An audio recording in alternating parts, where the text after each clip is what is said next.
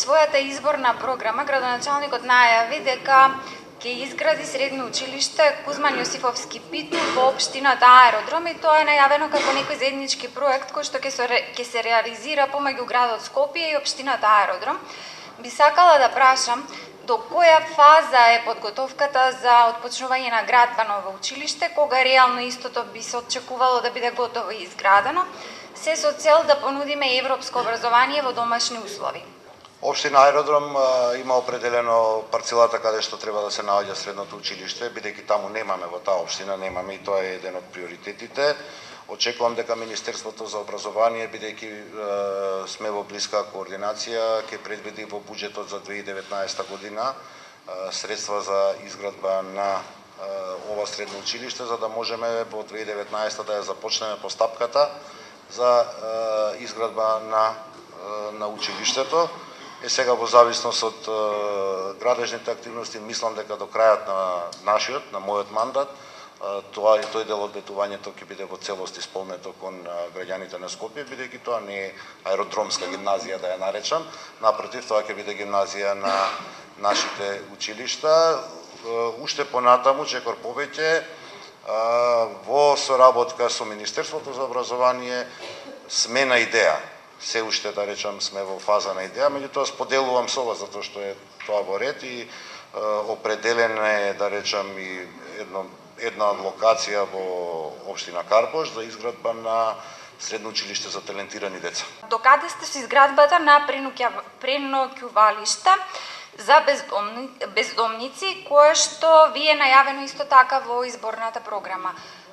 Покрив за секого владните денови е заеднички приоритет. Во таа смисла би сакала да слушнам кога се очекува да се изгради ова преноќувалиште, каде истото ќе биде, колку лица би згрижувало и така натаму. Заедно со Министерството за труд и социјална политика, вие веќе знаете дека отворивме капацитети ние во текот на зимото во рамки на постојната инфраструктура што градот Скопје во соработка со Црвениот крст на град Скопје имаше, малку го надградивме тој.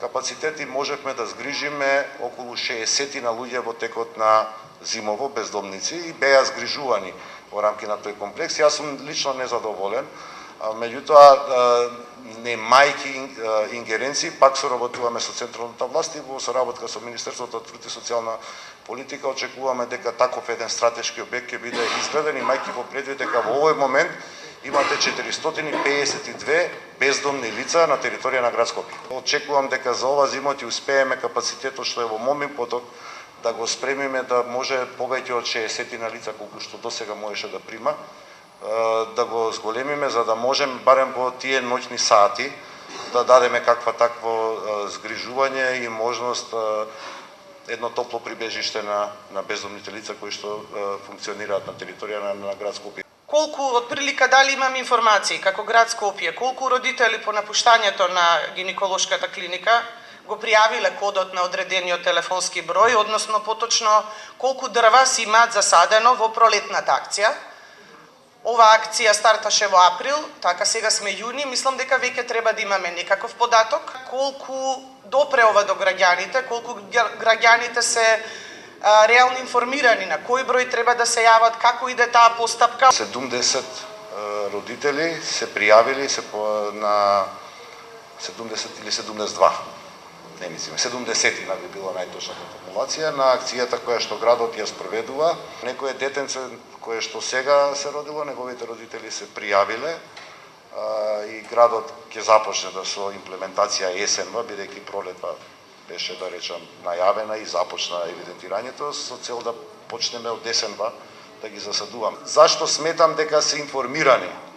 Затоа што концептот на акцијата подразбира мое писмено обраќање како градоначалник до сите родители кои што во болниците кои што партиципираа во акцијата, тоа е гинеколошка клиника, Систина беше Чаири, мисла и Ремедика, значи 4 гинеколошки болници во градот Скопје, се дел од таа акција и согласно таа акција на секој родители кој што ќе се породи писменото обраќање со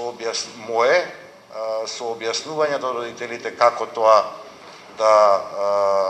да се изведе пријавувањето податоците, се дава на родителите и потоа е нивни избор дали тоа ќе го направат.